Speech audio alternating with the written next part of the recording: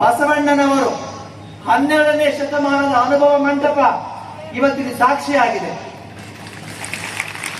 ಬಸವ ಶರಣರ ಆ ಅನುಭವ ಮಂಟಪ ಇಲ್ಲಿ ಸಾಕ್ಷಿಯಾಗಿದೆ. ಹೇಗೆ ಸಾಕ್ಷಿಯಾಗಿದೆ? ಅಂದಿನ ಸೂಳೆ ಸಂಕವ ಅಂದಿನ ಯಾರು ಅಕ್ಕ ಮಹಾದೇವಿ, ಇನ್ನು ಅನೇಕ ಶರಣರು ಶರಣೆಯರು ಅವತ್ತು ಧ್ವನಿಲ್ಲದ ಸಮುದಾಯಗಳಿಗೆ ಹೇಗೆ ಬಸವಣ್ಣನವರು ಈ ಘನ ವೇದಿಕೆಯನ್ನು ಮಾಡಿಕೊಟ್ಟಿದ್ರು, ಇವತ್ತು ನಮ್ಮ ಸಮುದಾಯಕ್ಕೆ ಈ ವೇದಿಕೆಯನ್ನು ಮಾಡಿಕೊಟ್ಟು 12ನೇ ಶತಮಾನದ ಆ ಗತವೈಭವ ಪ್ರತಿಬಿಂಬವನ್ನ ಇವತ್ತು ಸ್ವಾಮೀಜಿಗಳ ನೇತೃತ್ವದಲ್ಲಿ ಮಾಡ್ತಾ ಇದ್ದಾರೆ ಅಂತಂದ್ರೆ ಇದಕ್ಕಿಂತ ಇನ್ನೊಂದು ಭಾಗ್ಯ ಏನ್ ಬೇಕು ನಮ್ಗೆ ಖಂಡಿತವಾಗ್ಲೂ ಗೊತ್ತಾಗ್ತಿಲ್ಲ. ನಮ್ಮ ಸಮುದಾಯ ಬರೀ ಭಿಕ್ಷಾಟನೆಗೆ ಮಾತ್ರ ನಾವು ಸೀಮಿತ ಅಲ್ಲ ರೀ.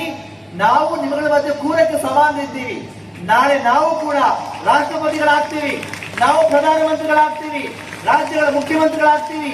ಈ ಕನಸು ಇವಾಗ ಆಗಿಲ್ಲ ಅಂತಂದ್ರೂ ಕೂಡ ಮುಂಬರುವ ದಿನಗಳಲ್ಲಿ ಖಂಡಿತ ಅದು ಸಾಧ್ಯ ಆಗ್ತದೆ.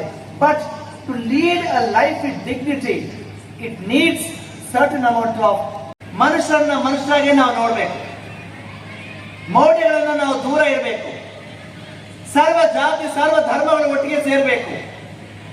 Human beings first, everything next. ಇಂಥ ಒಂದು ಪರಿಸ್ಥಿತಿ ಇವತ್ತು ನಾವಿದ್ದೇವೆ.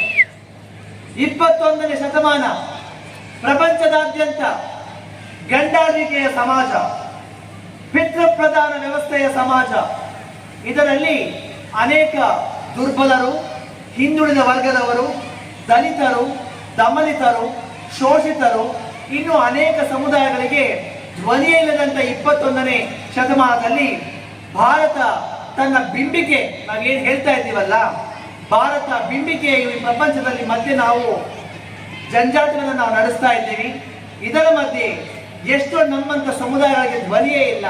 ಆ ಸಮುದಾಯಕ್ಕೆ ಧ್ವನಿಯನ್ನ ಮಾಡಲೇಬೇಕು ಅನ್ನೋ ವಿಚಾರದಲ್ಲಿ ಈ ಧ್ವನಿಯ ಮೂಲಕ ಶರಣ ಸಂಸ್ಕೃತಿ ಉತ್ಸವ 2024ನೇ ಇಸವಿ ನಾಂದಿ ಆಗ್ತಾ ಇರೋದಕ್ಕೆ ನಾನು ಮನತುಂಬಿದ ಶುಭಾಶಯಗಳನ್ನ ಇಡೀ ಲೈಂಗಿಕ ಅಲ್ಪಸಂಖ್ಯಾತ ಸಮುದಾಯ ಪರವಾಗಿ ಮತ್ತೊಮ್ಮೆ ಅಭಿನಂದನೆಯನ್ನ ಸಲ್ಲಿಸೋದಕ್ಕೆ ಇಷ್ಟಪಡ್ತೇನೆ.